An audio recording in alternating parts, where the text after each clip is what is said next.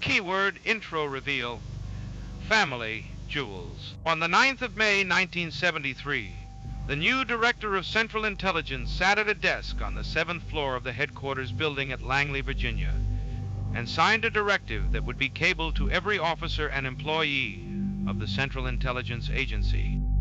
His name was James Schlesinger. He had been in the job for 4 months. The order was 3 sentences long. It instructed each recipient to report, in writing to the director's office, any activity, past or present, that fell outside the legitimate scope of the agency's charter. Inside the building, the order was understood for what it was. Schlesinger had been sent to Langley after Watergate. The previous month, a federal prosecutor had established that 2 CIA officers had supplied wigs, false identification, and a camera to the men who had broken into the office of Daniel Ellsberg, psychiatrist. The agency had been pulled, against the wishes of its previous director, into a domestic political operation. Schlesinger wanted to know what else was in the cabinets. Over the next 8 weeks, hundreds of memoranda came up to the 7th floor.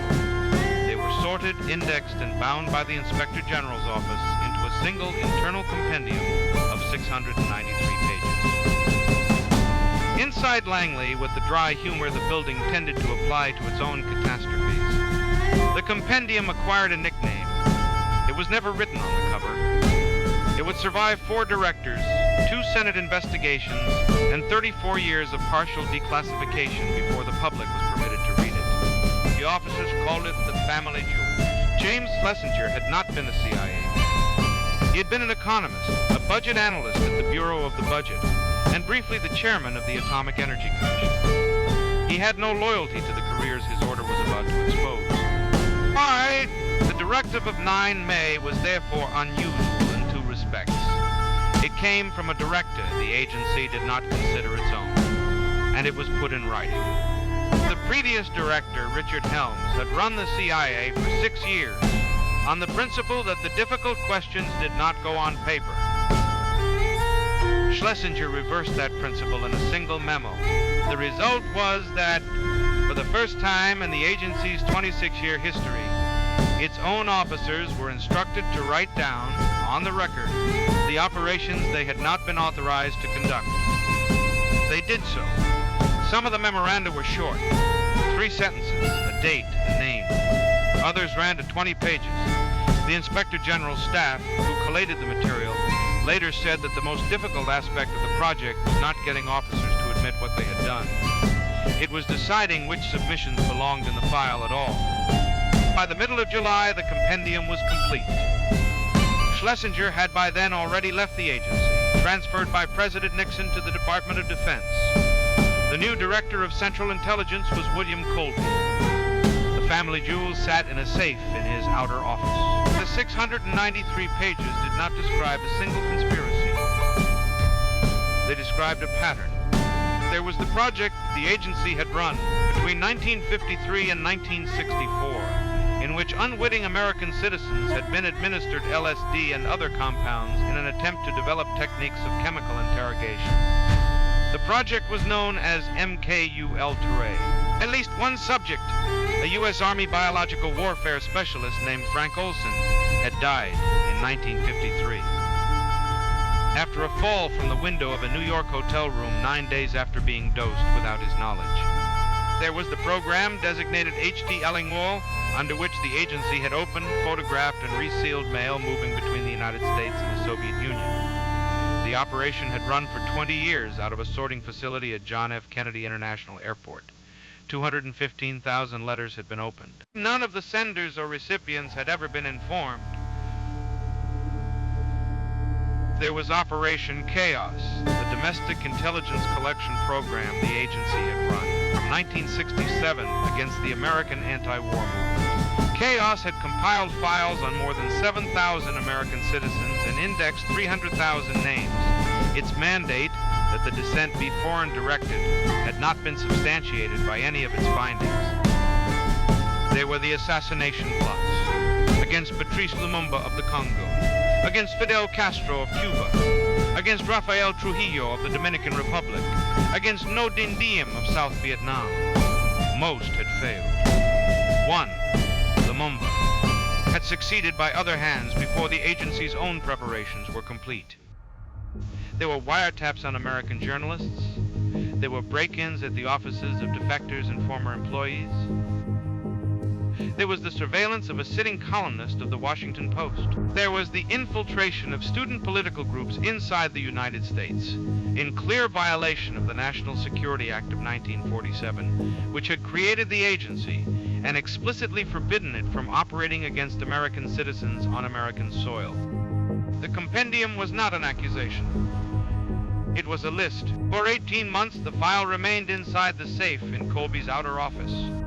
In December of 1974, the New York Times reporter Seymour Hersh published a front-page article describing, in broad terms, the existence of a CIA domestic surveillance program directed against the American left. The story drew on leaks from inside the agency. It did not name the document.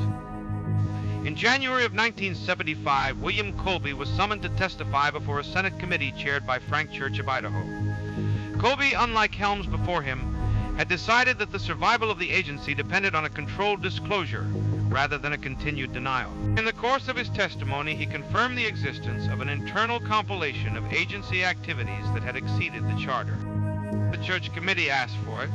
Colby gave it to him. Over the next 2 years, the committee's staff worked through the document, cross-checked it against operational files, and produced 6 volumes of public hearings and a 7-volume final report. The reforms that followed: the Foreign Intelligence Surveillance Act, the Permanent Senate and House Intelligence Committees, the executive ban on political assassination signed by President Ford in 1976, all trace, in one way or another, to the 693 pages Schlesinger had asked his officers to write down. The family jewels themselves remained classified. Portions appeared in heavily redacted form in the Church Committee's published volumes.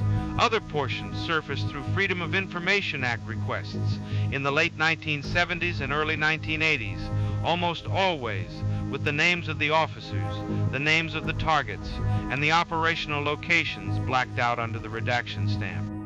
In the summer of 2007, after a FOIA suit filed by the National Security Archive at George Washington University, the then Director of Central Intelligence, General Michael Hayden, announced that the full compendium would be released.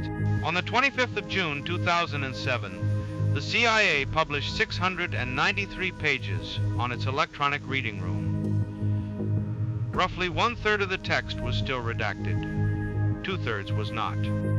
For the first time, the American public could read, in the handwriting of the officers who had done it, what the Central Intelligence Agency had done to American citizens inside the United States during the first quarter-century of its existence.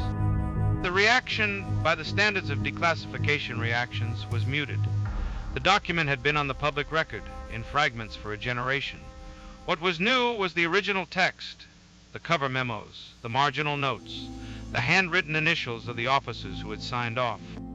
In March of 2025, the National Security Archive, under its longtime director Tom Blanton, released a further tranche of supplementary family jewels material, drawn from the JFK Assassination Records Review and from declassified working papers of the original 1973 compilation. The new pages added detail on the early Castro operations and on the agency's contacts with the organized crime figures it had recruited to carry them out.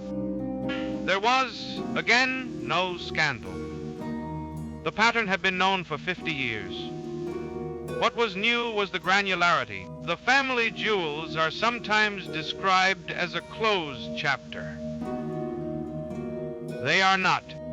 In 2001, in the months after the attacks of the 11th of September, the National Security Agency began a program of warrantless collection on the international communications of American citizens. The program was not authorized by the court created under the Foreign Intelligence Surveillance Act of 1978, the court that had been created, specifically, to prevent a recurrence of what the family jewels had documented.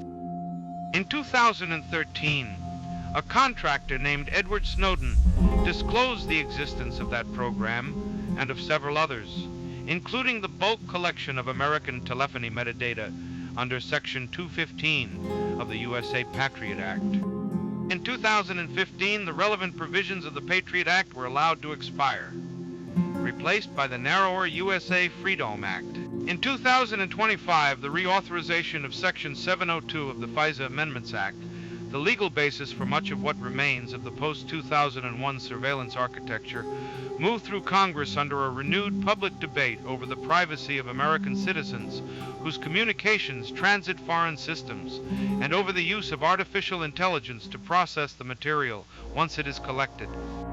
The arguments on both sides that the agency must have the tools to defend the country, that the agency must be prevented from using those tools against the country itself, are the same arguments that ran through the Church Committee hearings of 1975. The institutional memory on both sides is not always intact. The family jewels are unusual among declassified files in one respect. The agency did not write them under subpoena. It did not write them under prosecution. It wrote them because for 8 weeks in the summer of 1973, a director who did not yet belong to the building asked his officers a question, and the officers, for reasons that have never been fully explained, answered him honestly. The 693 pages now sit in full text on a public server in Virginia. Anyone with an internet connection can read them. Ah! They are not the worst thing the agency ever did.